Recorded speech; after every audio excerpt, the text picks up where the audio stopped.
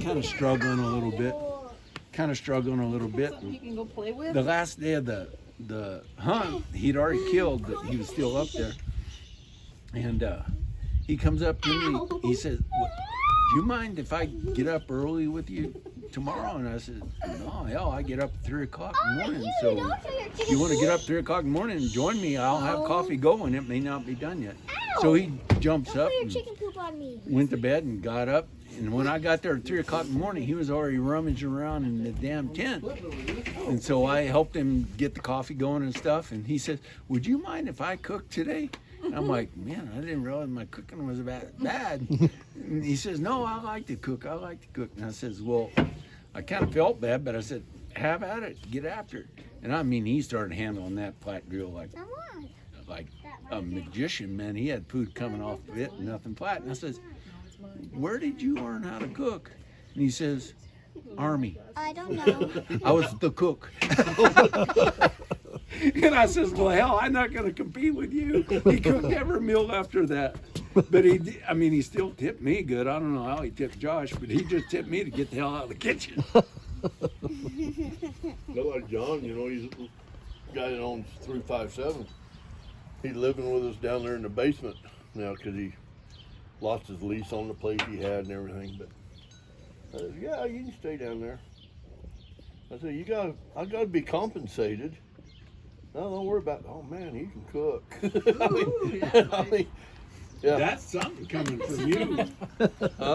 That's something from you to give him a compliment of I hate it when I cook because I cook some stuff pretty good once in a while, and John eating it. And I said, "Well, what do you think?"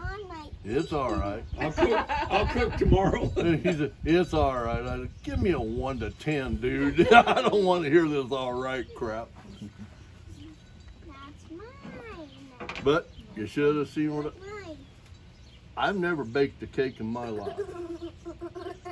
And I got me a new Traeger grill. And I made an upside down pineapple Oh, jeez. cake on my, and Yeah. damn, son. That's good. Huh? I have. Oh. We finished it off for breakfast this morning.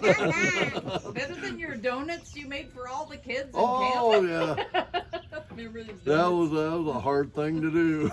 Yeah. But it always went over good with the kids. Boy, it made those kids happy that day. Yeah. One thing you're probably so sweet on Justin's camp is you never been there with the bad cooks. Yeah.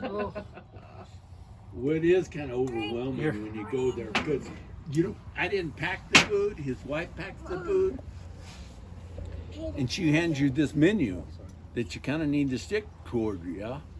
So you got 3 pack horses load of food and probably 6 big coolers, and you're like, "Where in the cheesecake?" You're digging, and after I found out the way it was, the second year I went back, I would organize stuff from the get-go. I'd take it all out of the boxes and then put it back in the boxes, and then I know where everything was. But that first time, it was like, she said there was bacon in here somewhere. It used to be like when we had the bigger camps, like we'd all get up at 3:30. We'd go wrangle. The cook was supposed to be getting stuff ready. We tell him we're leaving at 5:30. Like I got 2 hours in the dark to get over there. About 5:15, he's like, "You guys want bacon?" We're like, "We're leaving at 5:30. You're gonna whip up bacon in 15 minutes?" Like, it doesn't work like that. There's no microwave, sorry. Yeah, most time we just get it to go and leave it in the saddlebags. And then we had the cook that was afraid of the dark, so he was stashing trash, all the camp trash behind the log, behind the tent, and the bear would get into it when nobody was there, and it just Trash everything. Talking bacon, I'll never forget Manry. Him and I rode together all the time in his little camper on top of his truck. We're in there, and he kind of crippled up, so I'm going to do the cooking and everything. Got out a pound of bacon, and I just start peeling off a few pieces. "What are you doing?" I said, "Well, I'm just getting this." He put it all in there. He said, "Put it all in there."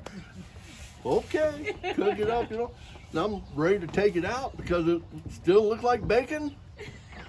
Man, he didn't quit till that stuff was turning black, you know. And yeah, you just crush it in your hand, you know.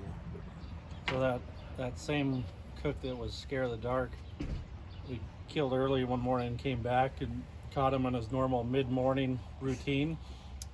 This guy was yogaed out with a headband, like running laps in the meadow, like where the horses are, getting his workout in for the day. It's like,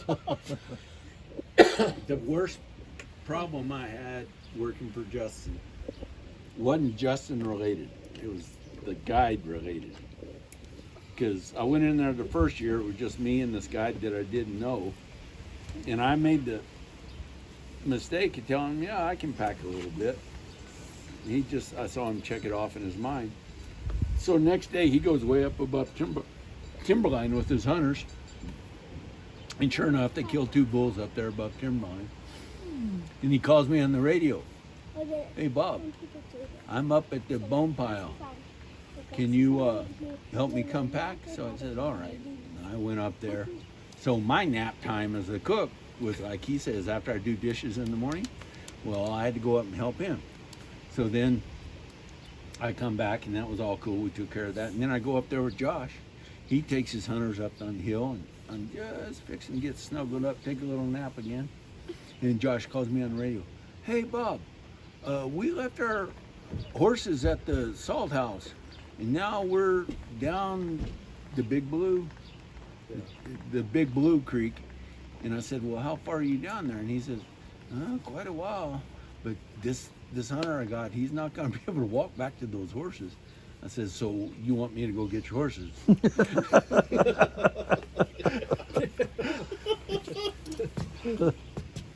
And I should have just played dumbass cooking. Like, I don't know how to scramble that horse, you know? I don't.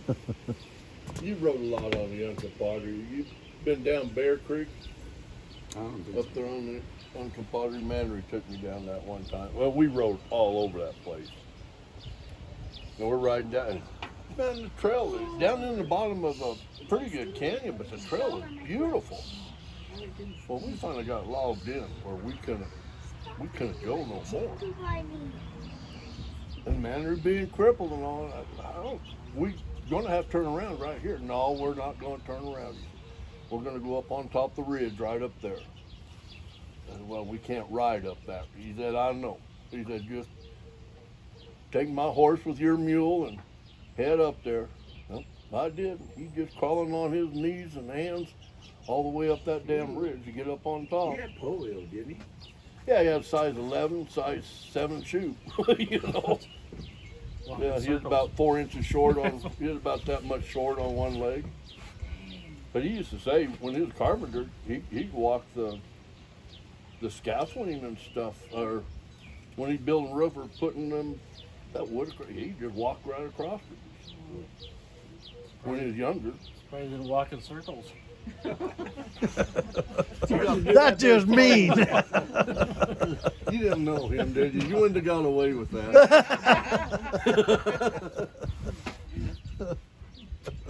He was a character. I didn't mess around with him once, but I did go on a wagon ride or two with him. Yeah.